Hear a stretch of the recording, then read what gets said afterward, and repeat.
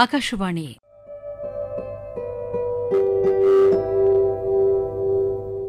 ಆರೋಗ್ಯ ಸಂಚಿಕೆ.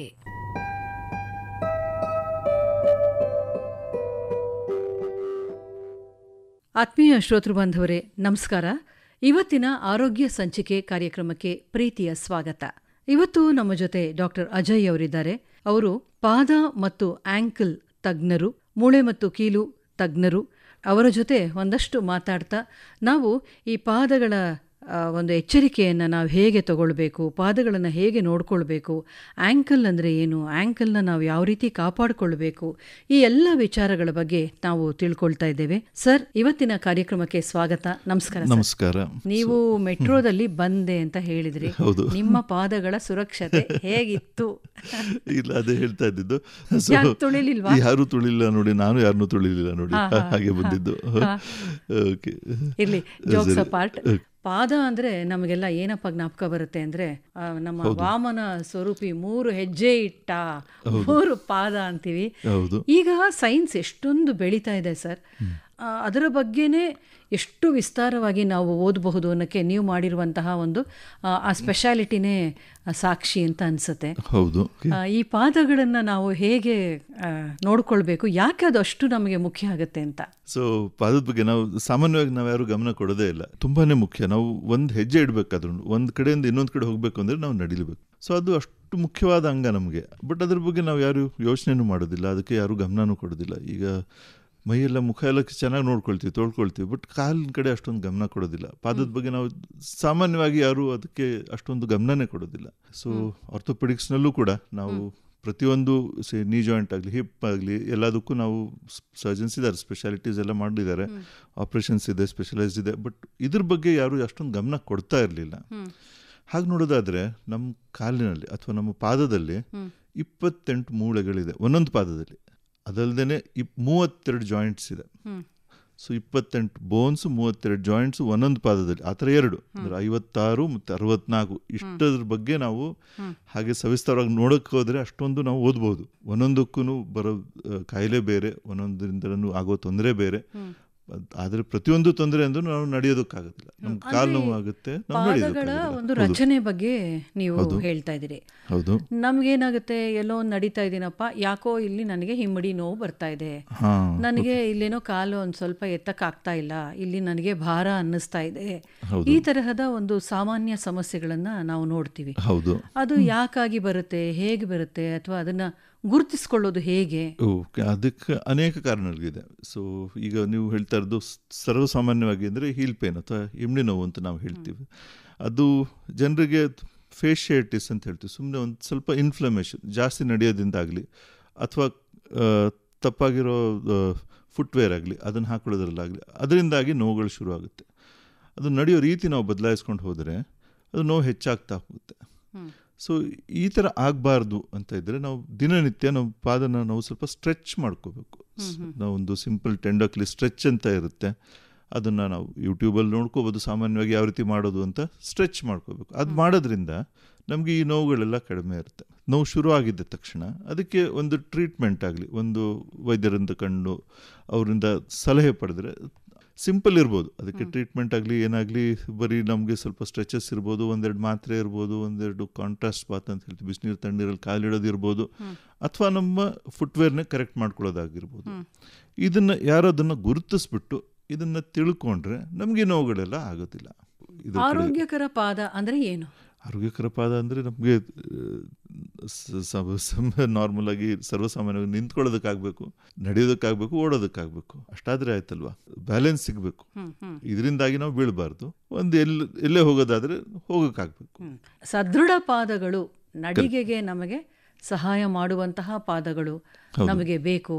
ಓಡೋಕ್ಕೆ ಆಗುವ ಒಳ್ಳೆ ಶಕ್ತಿಶಾಲಿ ಪಾದಗಳು ನಮಗೆ ಬೇಕು ಅಂದಾಗ ಅದನ್ನು ಹೇಗೆ ನಾವು ಗಳಿಸೋಕೆ ಸಾಧ್ಯ, ಏನು ಮಾಡಬೇಕು? ಸೊ ಒಂದು ಬಂದು ಎಕ್ಸಸೈಸ್. ಇದು ಪ್ರತಿನಿತ್ಯ ಎಲ್ಲರೂ ಮಾಡಬೇಕಂತದ್ದೇ. ಸೊ ಇದರಲ್ಲಿ ನಾವು ಸ್ಟ್ರೆಚಸ್ ಅಂತ ಹೇಳ್ತೀವಿ, ಆ ಥರದ್ದಾಗಲಿ, ಅಥವಾ ಸ್ಟ್ರೆಂಥನಿಂಗ್ ಎಕ್ಸಸೈಸಸ್ಸು, ಕಾಲಿನಲ್ಲಿ ನಮಗೆ ಮಸಲ್ಸ್ ಅಂತೂ ಸಾಕಷ್ಟಿದೆ. 64 ಬೋನ್ ಆಯಿತು ಅಂದರೆ ಅದಕ್ಕೆ ಒಂದು ಅಟ್ಲೀಸ್ಟ್ ಒಂದು 200 ಮಸಲ್ಸ್ ಇರುತ್ತೆ. ಸೊ ಅದೆಲ್ಲನೂ ಕರೆಕ್ಟಾಗಿ ಇಟ್ಕೋಬೇಕು. ಅದಕ್ಕೆ ಸ್ವಲ್ಪ ಸಿಂಪಲ್ ಎಕ್ಸಸೈಸಸ್ ಮಾಡಬೇಕು ಪ್ರತಿನಿತ್ಯ. ನಾವು ಹೇಗೆ ಬೇರೆ ಯೋಗ ಆಗಲಿ ಮತ್ತೊಂದಾಗಲಿ ಕಲ್ತ್ಕೊಂಡು ಮಾಡ್ತಾ ಇದ್ದೀವೋ ಅದೇ ರೀತಿ ಪಾದಕ್ಕಾಗಿ ಕೂಡ ಸ್ವಲ್ಪ ಎಕ್ಸಸೈಸ್ ಅದನ್ನು ನೋಡ್ಕೋಬೇಕು. ಒಂದು ಅದನ್ನು ಕ್ಲೀನಾಗಿ ಇಟ್ಕೋಬೇಕು. ಕಾಲನ್ನೆಲ್ಲ ಸ್ವಚ್ಛವಾಗಿ ಇಟ್ಕೊಳ್ಳೋದಕ್ಕೆ ಅದನ್ನು ದಿನಕ್ಕೆ 1-2 ಅಥವಾ 3 ಸರ್ತಿ ತೊಳೆದು ಅದನ್ನು ಕಂಪ್ಲೀಟಾಗಿ ಡ್ರೈ ಇಡಬೇಕು. ಅದರಲ್ಲಿ ಇದು ಬರದೇ ಇರೋ ಥರ ನಮಗೆ ಬೆವರೋದು ಜಾಸ್ತಿ, ನಾವು ಸಾಮಾನ್ಯವಾಗಿ ಕೈನಲ್ಲಿ ಪಾದದಲ್ಲಿ ನಾವು ಬೆವರೋದು ಜಾಸ್ತಿ, ಅದನ್ನೆಲ್ಲ ಸ್ವಲ್ಪ ಕ್ಲೀನಾಗಿ ನೋಡ್ಕೋಬೇಕು. ಇನ್ಫೆಕ್ಷನ್ಸ್ ಎಲ್ಲ ಆಗದೇ ಇರೋ ಥರ ನೋಡ್ಕೋಬೇಕು. ಆಮೇಲೆ ಈಗ ವಯಸ್ಸಾಗ್ತಾ ಇದ್ದಂಗೆ ಎಷ್ಟೋ ಜನರಿಗೆ ಡಯಾಬಿಟೀಸ್ ಬರುತ್ತೆ. ಸೊ ಡಯಾಬಿಟೀಸ್ ಇದ್ದವರು ಕಾಲಿನ ಬಗ್ಗೆ ತುಂಬಾ ಗಮನ ಕೊಡಬೇಕು. ಯಾಕಂದರೆ ಅವ್ರಿಗೆ ಸ್ವಲ್ಪ ಸೆನ್ಸೇಷನ್ಸ್ ಕಡಿಮೆ ಆಗಿಬಿಡುತ್ತೆ. ಅವ್ರಿಗೆ ಕಾಲದಲ್ಲಿ ಸ್ಪರ್ಶ ತಿಳಿಯೋದಿಲ್ಲ. ಮುಟ್ಟಿದ್ದು ತಿಳಿತಾ ಇರ್ಬೋದು, ಬಟ್ ಅದರಲ್ಲಿ ಬಿಸಿಗಿರೋದು ತಣ್ಣಗಿರೋದು ಅವ್ರಿಗೆ ತಿಳಿಯೋದಿಲ್ಲ. ಸೊ ಹಾಗಾಗಿ ಅವರು ಗಾಯಗಳಾಗೋದು ಸರ್ವೇಸಾಮಾನ್ಯ ಅವರಿಗೆ. ಸೊ ಅದನ್ನು ನೋಡ್ಕೋಬೇಕು. ಸೊ ದಿನಾಗಲೂ ಸಾಯಂಕಾಲ ಮನೆಗೆ ಬಂದ ಮೇಲೆ ಅದು ಕಾಲನ್ನೆಲ್ಲ ನೋಡಬೇಕು. ಈಗ ಅವ್ರದ್ದು ಒಬೀಸ್ ಇದ್ದಾರೆ, ದಪ್ಪ ಇದ್ದಾರೆ, ಕಾಣೋದಿಲ್ಲ, ಹಾಗಾದ್ರೆ ಒಂದು ಕನ್ನಡಿ ಏನಾದರೂ ಇಟ್ಕೊಂಡು ಅದ್ರ ಮುಂದೆ ಕಾಲಿಟ್ಕೊಂಡು ನೋಡಬೇಕು. ಎಲ್ಲಾದರೂ ಗಾಯಗಳಾಗಿದೆಯಾ, ಏನಾದರೂ ಅದನ್ನು ಟ್ರೀಟ್ಮೆಂಟ್ ಏನಾದರೂ ಮಾಡಬೇಕಾ, ಕ್ಲೀನ್ ಮಾಡ್ಕೋಬೇಕಾ, ಅದೆಲ್ಲ ಕಾಣುತ್ತೆ. ಬಿಕಾಸ್ ಅವ್ರಿಗೆ ಸ್ಪರ್ಶ ತಿಳಿಯೋದಿಲ್ಲ, ಬಿಸಿ ತಣ್ಣಗಿರೋ ತಿಳಿಯೋದಿಲ್ಲ. ಸೊ ಹೀಗೆ ಈ ರೀತಿ ಅಟ್ಲೀಸ್ಟ್ ನೋಡಿದ್ರೆ ಅವ್ರಿಗೆ ಏನಾದರೂ ಆ ಥರದ್ದಾದರೆ ಆದಷ್ಟು ಬೇಗ ಅವರು ಅದಕ್ಕೆ ಗಮನ ಕೊಟ್ಟು ಮತ್ತೆ ಕಾಲನ್ನು ಸ್ವಸ್ಥವಾಗಿಡೋದಕ್ಕೆ ಅನುಕೂಲ ಮಾಡ್ಕೋಬೇಕು. ನಿಮ್ಮ ಒಂದು ವೈದ್ಯಕೀಯ ವೃತ್ತಿಯಲ್ಲಿ ಪಾದಗಳ ಸಾಮಾನ್ಯ ತೊಂದರೆಗಳು ಅಂದರೆ ಏನು? ಸಾಮಾನ್ಯವಾಗಿ ಒಂದು ನೋವು ಬರುತ್ತೆ, ಹಿಂಡಿ ನೋವು ಒಂದು ಹೇಳ್ತಾರೆ, ಅದು ಒಂದಿರುತ್ತೆ. ಇಲ್ಲದ್ರೆ ಡಿಫಾರ್ಮಿಟೀಸ್ ಅಂತ ಹೇಳ್ತೀವಿ. ಕಾಲಿನ ರಚನೆ ಸ್ವಲ್ಪ ಬೇರೆ ಥರ ಇರುತ್ತೆ. ಸೊ ನಾರ್ಮಲ್ ಆಗಿರೋದಿಲ್ಲ. ಕಾಲು ಹೆಬ್ಬೆರಳು ಹಚ್ಚು ಸ್ವಲ್ಪ ಬೇರೆ ಥರ ಇರುತ್ತೆ. ಬೇರೆ ಬೆರಳುಗಳು ಕಿರುಬೆರಳುಗಳೆಲ್ಲ ಚಿಕ್ಕದಾಗಿರುತ್ತೆ, ಅಥವಾ ಅದು ಅದರಿಂದಾಗಿ ನೋವು ಬರ್ತಾ ಇರುತ್ತೆ. ಅದೊಂದು ಸಾಮಾನ್ಯವಾಗಿ ಕಂಪ್ಲೇಂಟ್ ಇರುತ್ತೆ ಜನರಿಗೆ. ಅದಲ್ಲದೆ ಇಂಜುರೀಸ್ ಅಂತ ಹೇಳ್ತೀವಿ ನಾವು, ಕಾಲಿಗೆ ಗಾಯಗಳಾಗೋದು, ಫ್ರ್ಯಾಕ್ಚರ್ಸ್ ಆಗಲಿ ಅಥವಾ ಬರೀ ಸ್ಪ್ರೇನ್ಸ್ ಅಂತ ಹೇಳ್ತೀವಿ ಅದಾಗಲಿ, ಅದು ಸರ್ವಸಾಮಾನ್ಯ. ಈಗ ಉಳುಕು ಅಂತ ಹೇಳ್ತೀವಿ. ಸೊ ಇಲ್ಲಿ ತನಕ ನಮ್ಮಲ್ಲಿ ಐ ಡೋಂಟ್ ಥಿಂಕ್ ಎಲ್ಲರಿಗೂ ಒಂದ್ಸರ್ತಿ ಜೀವನದಲ್ಲಿ ಆಗೇ ಇರುತ್ತೆ ಕಾಲು ಉಳ್ಕೋದು, ಎಲ್ಲರಿಗೂ ಆಗೇ ಇರುತ್ತೆ. ಸೊ ಅದು ಸಾಮಾನ್ಯವಾಗಿ ನೋಡ್ಕೊಳ್ತೀವಿ. ಇದನ್ನೆಲ್ಲ ನಾವು ಟ್ರೀಟ್ಮೆಂಟ್ ಮಾಡ್ತಾ ಇರ್ತೀವಿ. ಅದಲ್ದೇ ಚಿಕ್ಕ ಮಕ್ಕಳಲ್ಲಿ ಹುಟ್ಟಿದ ಮಕ್ಕಳಲ್ಲಿ ಆವಾಗ ಅವ್ರಿಗೆ ಕಾಲಲ್ಲಿ ಸ್ವಲ್ಪ ಡಿಫಾರ್ಮಿಟೀಸ್ ಅಂತ ಹೇಳ್ತೀವಿ. ಕ್ಲಬ್ ಫುಟ್ ಆಗಲಿ ಅಥವಾ ಆ ಥರದ್ದು ಏನಾದ್ರು ಬೇರೆ ಬೇರೆ ಥರ ಡಿಫಾರ್ಮಿಟೀಸ್ ಇರುತ್ತೆ, ಅದನ್ನು ಕೂಡ ನಾವು ನೋಡ್ತಾ ಇರ್ತೀವಿ. ಸೊ ಮೇನ್ಲಿ ದೀಸ್ ಅಂದರೆ ಒಂದು ನೋವಿಂದಾಗಿ ಇನ್ಫ್ಲಮೇಷನ್, ಇನ್ನೊಂದಾಗಿ ಟ್ರಾಮಾ, ದಟ್ ಇಸ್ ಆಕ್ಸಿಡೆಂಟ್ಸ್ ಆಗಲಿ ಅಥವಾ ಗಾಯಗಳಾಗಲಿ, ಮೂರನೇದು ಬಂದು ಕಂಜನೆಟಲ್ ಅಂತ ಹೇಳ್ತೀವಿ. ಹುಟ್ಟಿನಿಂದಾನೇ ಸ್ವಲ್ಪ ಬೆಳವಣಿಗೆ ಬೇರೆ ಥರ ಇರುತ್ತೆ, ಮಕ್ಕಳಿಂದ ಕಾಲೆಲ್ಲ ಬೇರೆ ಆಕಾರದಲ್ಲಿರುತ್ತೆ. ಅಥವಾ ಡಿಫಾರ್ಮಿಟೀಸ್, ಇದು ಯಾವುದರಿಂದ ಅದಾಗಲಿ ಕಾಲಿನಲ್ಲಿ ಸ್ವಲ್ಪ ಬದಲಾವಣೆ ಬಂದು ನಡೆಯೋದಕ್ಕೆ ಅನುಕೂಲ ಆಗೋದಿಲ್ಲ. ಇದನ್ನೆಲ್ಲ ನಾವು ನೋಡ್ತಾ ಇರ್ತೀವಿ. ಸಾಮಾನ್ಯ ಸರಿಯಾದ ಫುಟ್ವೇರ್ನ ನಾವು ಬಳಸಬೇಕು, ಚಪ್ಪಲಿಗಳನ್ನ ಅಥವಾ ಶೂಸ್ ಆಗಿರ್ಬೋದು, ಇದನ್ನ ನಾವು ಬಳಸಬೇಕು ಅಂತ ಹೇಳ್ತೀವಿ. ಕೆಲವರು ಬರಿಗಾಲಲ್ಲಿ ನಡೆಯೋದನ್ನು ನಾವು ನೋಡ್ತೀವಿ ಬೇರೆ ಬೇರೆ ಸಂದರ್ಭಗಳಲ್ಲಿ. ಹೇಗೆ ಅದಕ್ಕೇನಾದ್ರೂ ವಿಶೇಷವಾದ ಮಾನದಂಡಗಳಿದೆಯಾ ಸರ್? ಹೌದು, ಈಗ ಬರಿಗಾಲಲ್ಲಿ ನಡೆಯೋದು ಅದು ಕೆಲವರು ಅದನ್ನ ಚಾಯ್ಸ್ ಆಗಿ ಮಾಡ್ಕೊಂಡಿರ್ತಾರೆ. ಈಗ ಪ್ರತಿ ಸರ್ತಿ ನಡಿಲೇಬೇಕು ಅಂತ ಇರೋದಿಲ್ಲ. ಕಂಫರ್ಟಬಲ್ ಅಪ್ಪ ನನಗೆ ಬರಿಗಾಲಲ್ಲಿ ಹೋಗೋದು, ನಡಿಬಹುದು, ಏನ್ ತಪ್ಪಿಲ್ಲ. ಬಟ್ ಅವ್ರಿಗೆ ಸೆನ್ಸೇಷನ್ಸ್ ಎಲ್ಲ ಕರೆಕ್ಟ್ ಆಗಿರ್ಬೇಕು. ಅಂದ್ರೆ ಅವರು ಕಾಲಿನಲ್ಲಿ ಬೇರೆ ಯಾವ ರೀತಿನೂ ತೊಂದರೆ ಇಲ್ಲದೆ ಇದ್ದವ್ರು ಬರಿಗಾಲ ನಡಿಬಹುದು.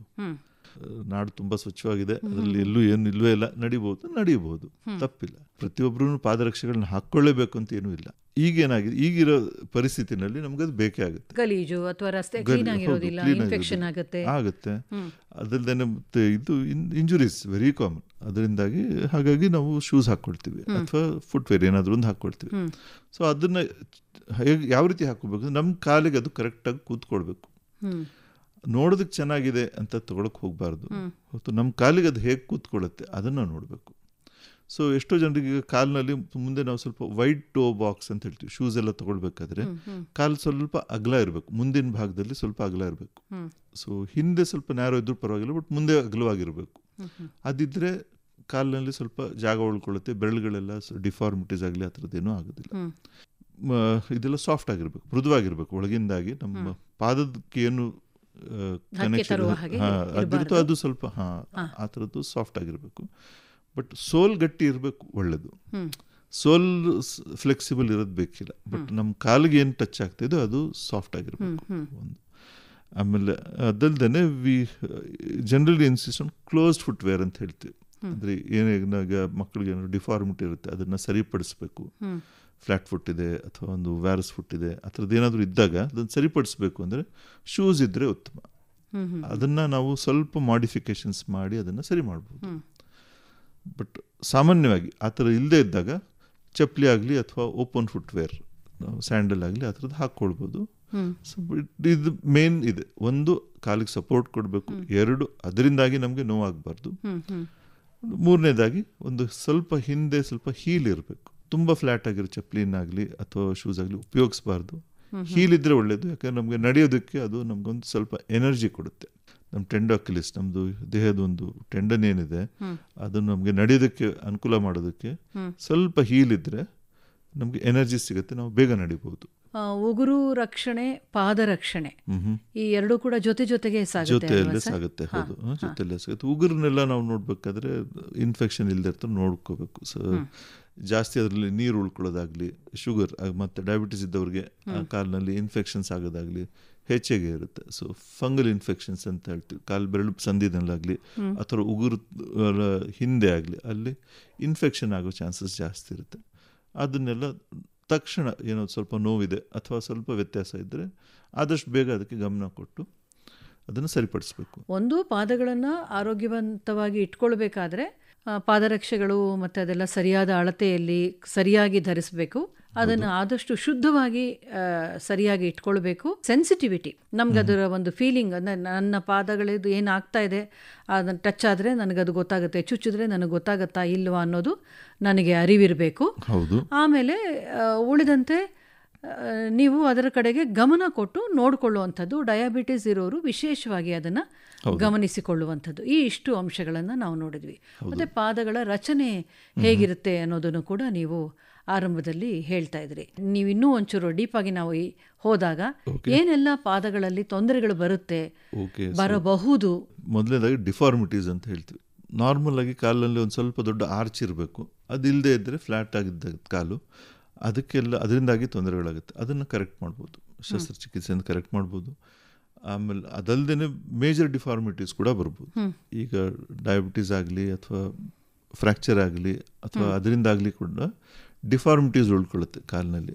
ಅದನ್ನೆಲ್ಲ ಶಸ್ತ್ರಕ್ರಿಯೆಯ ಮೂಲಕ ಮಿನಿಮಲ್ ಇನ್ವೇಸಿವ್ ಸರ್ಜರೀಸ್ ಅಂತ ಹೇಳ್ತೀವಿ. ಅದಕ್ಕೆ ಜಾಸ್ತಿ ಒಳಗಡೆ ಅಂದರೆ ಓಪನಿಂಗ್, ಪಾದದಲ್ಲಿ ಜಾಸ್ತಿ ಓಪನಿಂಗ್ ಮಾಡಲಾರ್ದೇನೆ ಸಣ್ಣ ಸಣ್ಣ ಇದರಲ್ಲಿ ಅದನ್ನು ತಗೊಂಡು ಅಥವಾ ಇದಾಗಲಿ ಅದನ್ನು ಮಾಡ್ತೀವಿ ಆಪ್ರೇಷನ್ಸ್. ಹ್ಯಾಲಿಕ್ಸ್ ವ್ಯಾಲಿಕ್ಸ್, ಈಗ ಕಾಲು ಬೆರಳಿನ ಡಿಫಾರ್ಮಿಟಿ ಏನಿರುತ್ತೆ ಅದನ್ನು ಕೂಡ ನಾವು ಕರೆಕ್ಟ್ ಮಾಡ್ಬೋದು. ದಪ್ಪ ಇದ್ರೆ ಅಂದರೆ ಒಬೇಸಿಟಿ ಇದ್ರೆ ನಿಮಗೆ ಪಾದಗಳ ಮೇಲೆ ಅದು ಹೆಚ್ಚು ಭಾರವನ್ನು ನಾವು ಹಾಕ್ತೀವಿ ಅನ್ನುವಂತಹ ಮಾತು ಸಾಮಾನ್ಯವಾಗಿ ನಾವು ಕೇಳುವಂಥದ್ದು.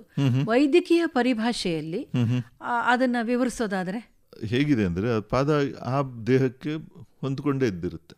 ಸೊ ಈಗ ಯಾರ್ದು ಒಬ್ಬಿಸಿದ್ರೆ ಅವ್ರ ಕಾಲು ಅಷ್ಟು ಭಾರ ತಡ್ಕೊಳ್ಳೋಷ್ಟೇ ದೇವ್ರು ಮಾಡಿರ್ತಾರೆ.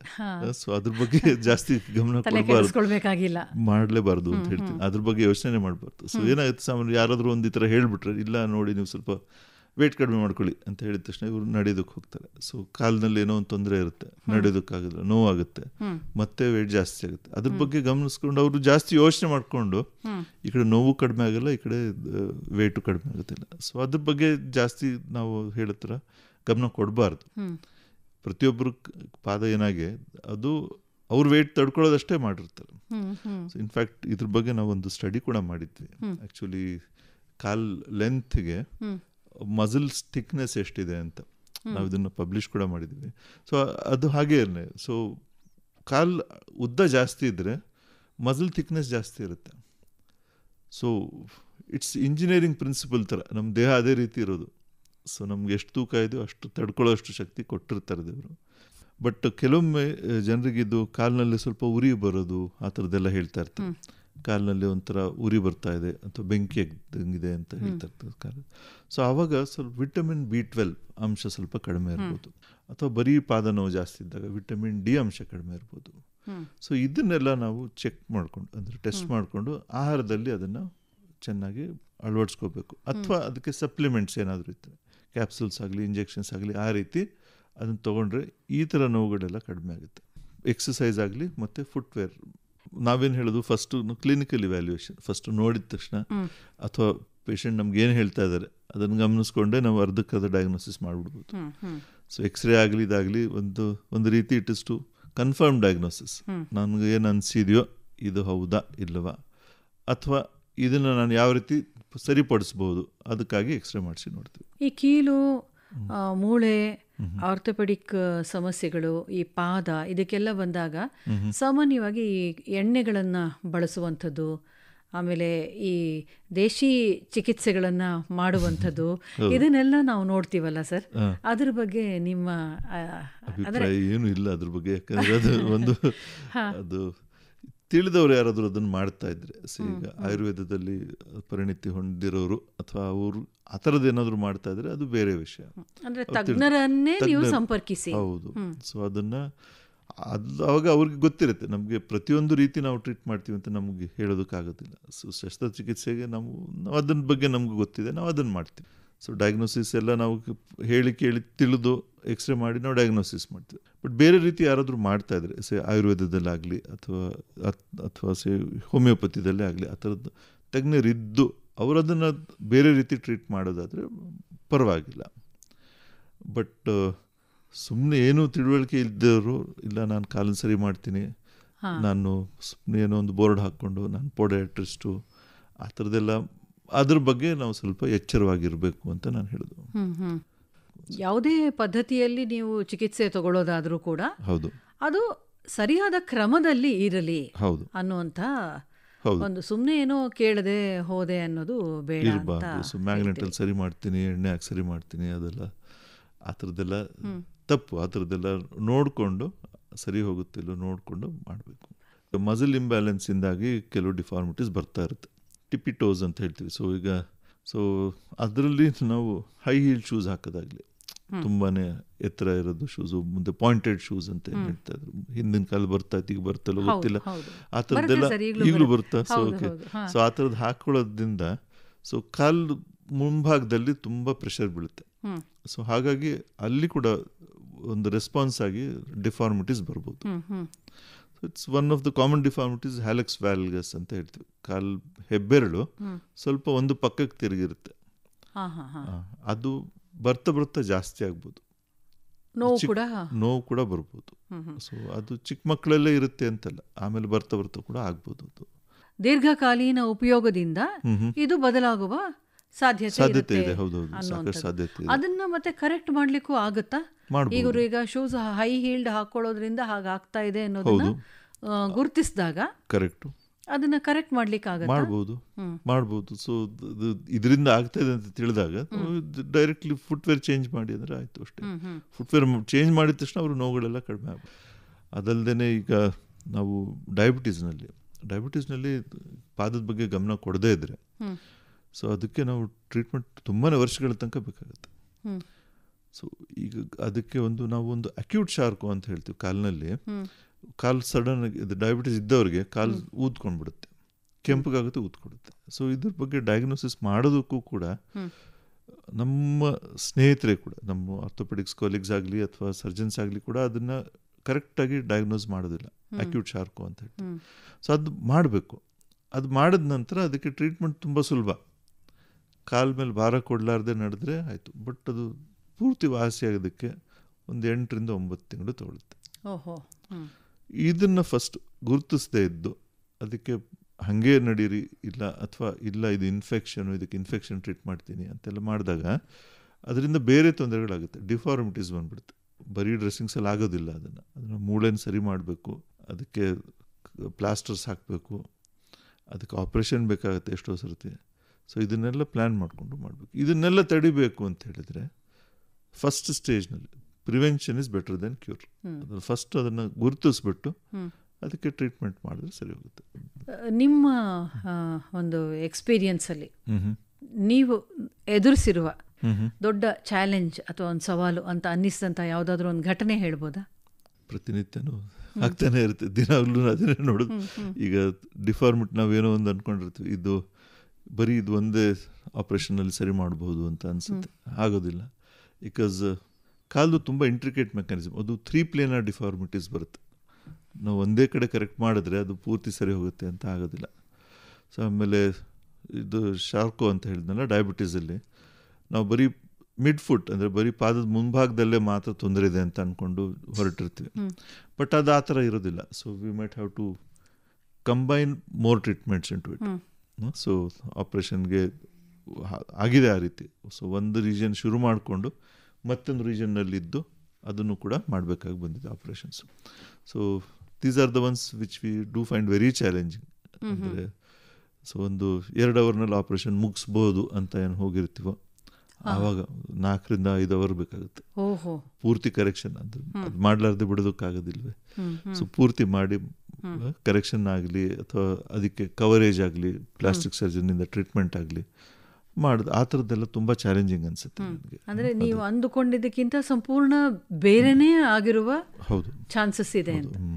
ಸೊ ಅದನ್ನು ಮಾಡ್ತಾ ಇರ್ತೀವಿ. ಸೊ ಅದೊಂಥರ ಈಗ ಅದು ರೂಢಿ. ನಮಗಂದ್ರೆ ಅದು ತುಂಬಾ ಕುತೂಹಲ ಅಂತ ಅನ್ಸುತ್ತೆ, ಭಯ ಅನ್ಸುತ್ತೆ, ಟೆನ್ಷನ್ ಇರುತ್ತೆ ಏನಪ್ಪಾ ಅಂತ. ಆದ್ರೆ ನಿಮ್ಗೆ ಇದು ರೂಢಿ ಸೋ ನಾರ್ಮಲ್ ಅಂತ ಅನ್ಸುತ್ತೆ. ಇದು ರೂಢಿ ಆಗ್ಬಿಟ್ಟಿದೆ ಈಗ. So surprises are the way of life. Artificial ಕಾಲುಗಳನ್ನ ಹಾಕುವಂಥದ್ದು, ಪಾದ ಅಥವಾ ಬೆರಳು, ಇದನ್ನೆಲ್ಲ ನೋಡ್ತೀವಲ್ಲ, ಅದ್ರ ಬಗ್ಗೆ ಒಂದು ಸ್ವಲ್ಪ ಹೇಳ್ಬೋದಾ? ಓಕೆ. ಸೊ ಈಗ ಏನಾಗುತ್ತೆ, ಕೆಲವು ಸರ್ತಿ ನಾವು ಆರ್ಥೋಸಿಸ್ ಅಂತ ಹೇಳ್ತೀವಿ. ಅಂದರೆ ಕಾಲಿಂದ ಯಾವುದಾದ್ರು ಒಂದು ಭಾಗನ ಕರೆಕ್ಟ್ ಮಾಡಬೇಕು ಅಂತ ಇದ್ದರೆ, ಸೊ ಅದನ್ನು ಫಸ್ಟ್ ಪ್ಲಾಸ್ಟರ್ ಆಗಲಿ ಸರ್ಜರಿ ಆಗಲಿ ಅದು ಟ್ರೀಟ್ ಮಾಡಿಬಿಟ್ಟು ಆಮೇಲೆ ಅದನ್ನು ಕರೆಕ್ಟ್ ಮಾಡೋದಕ್ಕೆ ಒಂದು ಸ್ಪ್ಲಿಂಟ್ ಥರ ಮಾಡಿಸ್ಕೊಡ್ತೀವಿ. ಪ್ಲಾಸ್ಟಿಕ್ನಲ್ಲಾಗಲಿ ಅಥವಾ ಸ್ಪೆಷಲ್ ಮೆಟೀರಿಯಲ್ಸ್ ಏನೋ ಬಂದಿದೆ ಅದರಲ್ಲಿ ಮಾಡಿಸ್ಕೊಡ್ತೀವಿ. ಅದರಿಂದ ಒಂದು ಗಾಯಗಳಾಗದೇ ಇರೋ ಥರ ನೋಡ್ಕೋಬೋದು. 2ನೇದು ಡಿಫಾರ್ಮಿಟಿ ಕರೆಕ್ಟಾಗಿ ಇಟ್ಕೋಬೋದು. 3ನೇದು ಇದರಿಂದ ಮತ್ತೆ ಪ್ರೋಗ್ರೆಸ್ ಆಗದೇ ಇರೋ ಥರ ನೋಡ್ಕೋಬೋದು. ಸೊ ಆ ರೀತಿ ಸಪೋರ್ಟ್ಸ್ ಆರ್ಥೋಸಿಸ್ ಅಂತ ನಾವು ಮಾಡ್ತಾ ಇರ್ತೀವಿ. ಸೊ ಅದನ್ನು ಕರೆಕ್ಟ್ ಮಾಡಿ ಕೊಡ್ತಾ ಇರ್ತೀವಿ. 1. 2ನೇದು ಈಗ ಕೆಲವು ಭಾಗ ಇರೋದೇ ಇಲ್ಲ, ಗಾಯಗಳಾಗಿ ಅಥವಾ ಹುಟ್ಟಿನಿಂದನೇ ಇಲ್ಲದೆ ಇರ್ಬೋದು, ಆ ಥರ ಹೆಬ್ಬೆಟ್ ಇಲ್ಲ, ಸೊ ಕಿರುಬೆರಳು ಕಟ್ಟಾಗೋಗಿದೆ. ಸೊ ಆ ಥರ ಇದ್ದಾಗ ಸೊ ವಾಟ್ ಈಸ್ ಎಸೆನ್ಷಿಯಲ್ ಅಂದರೆ ನಮಗೆ ನಡೆಯೋದಕ್ಕೆ ಯಾವುದು ಅಗತ್ಯವಾಗಿದೆಯೋ ಅದನ್ನು ಮಾತ್ರ ರೀಪ್ಲೇಸ್ ಮಾಡ್ತಾ ಇರ್ತೀವಿ. ಕಾಸ್ಮೆಸಿಸ್ ಬರೀ ನೋಡೋದಕ್ಕೆ ಚೆನ್ನಾಗಿ ಕಾಣಲಿ ಅಂಥೇಳಿ ತುಂಬ ಕಡಿಮೆ ನಾವು ಮಾಡೋದು. ಸೊ ಈಗ ಆಂಪ್ಯುಟೇಷನ್ಸ್ ಮಾಡ್ತಾ ಇರ್ತೀವಿ, ಮಿಡ್ ಫುಟ್ ಆಗಲಿ, ಇದು ಪಾದದಲ್ಲಿ ಮುಂಭಾಗದಲ್ಲಿ ಆಂಪ್ಯುಟೇಷನ್ಸ್ ಮಾಡ್ತೀವಿ. ಅವಾಗ ಅದನ್ನು ಹಾಕ್ಕೊಂಡು ಅವ್ರಿಗೆ ನಡೆಯೋದಕ್ಕೆ ಸ್ವಲ್ಪ ಕಷ್ಟ ಆಗುತ್ತೆ. ಸೊ ಅವಾಗ ಆಂಪ್ಯುಟೇಷನ್ ಮಾಡಬೇಕಾದ್ರೆ ಬ್ಯಾಲೆನ್ಸ್ ಮಾಡ್ತೀವಿ ಅಥವಾ ಅದಕ್ಕೊಂದು ಪ್ರಾಸೆಸಸ್ ಅಂತ ಒಂದು ಮಾಡಿಸ್ತೀವಿ. ಸೊ ಅದು ಈ ಭಾಗನ ರೀಪ್ಲೇಸ್ ಮಾಡುತ್ತೆ, ಮುಂದಿನ ಕಾಲೇನಿತ್ತು ಅದನ್ನು ರೀಪ್ಲೇಸ್ ಮಾಡ್ತಾ ಇರುತ್ತೆ. ಈ ಎಲ್ಲ ಇದಕ್ಕೆ ಸಂಬಂಧಪಟ್ಟ ಎಲ್ಲ ಸಲಕರಣೆಗಳು ಇದೆಲ್ಲ ಈಗ ಭಾರತದಲ್ಲಿ ನಮಗೆ ಸಿಗತ್ತೆ ಅಲ್ಲ? ಹೌದು, ಎಲ್ಲಾನು ಇದೆ, ಐಡಿಯಾಸ್ ಇದೆ. ಇನ್ಫ್ಯಾಕ್ಟ್ ನಾವು ಒಂದು 15 ವರ್ಷದಿಂದ ನಾನು ಫುಟ್ ಆ್ಯಂಡ್ ಆ್ಯಂಕಲ್ ಏನು ಶುರು ಮಾಡಿದೆ ಈಗ ಇಂಡಿಯಾನಲ್ಲಿ. ಅವಾಗ ನಮಗೆ ಎಲ್ಲ ನಾವು UK US ಅಲ್ಲಿಂದ ಎಕ್ಸ್ಪರ್ಟ್ಸ್ನ ಕರೆಸಿ ಅವ್ರ ಕಡೆಯಿಂದ ನಾವು ಏನಾದರೂ ಒಂದು ತಿಳ್ಕೊಳ್ತಾ ಇದ್ವಿ. ಸೊ ಈಗ ಹೇಗಾಗಿದೆ ಅಂದರೆ Indian foot and ankle society ಐಫಾಸ್ನವ್ರನ್ನ ಅವ್ರು ಕರಿತಾ ಇದ್ದಾರೆ. Sir, you have more experience, you see more patients than us. ಯಾವುದೋ ಒಂದು ಫಂಕ್ಷನಿಗೆ ಹೋಗ್ತೀರಿ, ಸಾಮಾನ್ಯವಾಗಿ ಡಾಕ್ಟರ್ಗಳು ಸಿಕ್ಕಿದ್ರೆ ಯಾರೂ ಬಿಡೋದಿಲ್ಲ ಅಲ್ವಾ? ಹೌದು, ಅವ್ರು ಏನೋ ಒಂದು ಅವ್ರಲ್ಲಿರೋ ಯಾವುದೋ ಒಂದು ಸಮಸ್ಯೆ ತಂದು ನಿಮ್ಮ ಹತ್ರ ಅವ್ರು ಹೇಳ್ತಾರೆ. ಹಾಗೆ ಎಲ್ಲರೂ ಹೆಚ್ಚಾಗಿ ಕಂಪ್ಲೇಂಟ್ ಮಾಡುವಂಥದ್ದು. ಮತ್ತೆ ನೀವು ಹಾಗೆ ಹೇಳುವಂತಹ ಸಾಮಾನ್ಯ ಸಲಹೆಗಳು ಏನು? ಎಕ್ಸಸೈಸ್ ಮಾಡ್ರಪ್ಪ ಅಂತ ಅಷ್ಟೇ ಹೇಳೋದು ಎಲ್ಲರಿಗೂ, ಬೇರೆ ಏನು ಮಾಡಬೇಡಿ ಅಂತ ಅಷ್ಟೇ. ಇವತ್ತು ನೀವು ನಿಮ್ಮ ಅಮೂಲ್ಯವಾದ ಸಮಯವನ್ನು ನಮಗೆ ಕೊಟ್ಟು ಎಷ್ಟೊಂದು ವಿಚಾರಗಳನ್ನು ನಗ್ತಾ ಹೇಳಿದ್ರಿ, ನಿಮ್ಮ ಅನುಭವಗಳನ್ನು ಹಂಚಿಕೊಂಡ್ರಿ. ನಿಮಗೆ ಆಕಾಶವಾಣಿ ಪರವಾಗಿ ಧನ್ಯವಾದಗಳನ್ನು ಹೇಳ್ತಾ ಇದ್ದೀನಿ ಸರ್. ನಮಸ್ಕಾರ. ನಮಸ್ಕಾರ.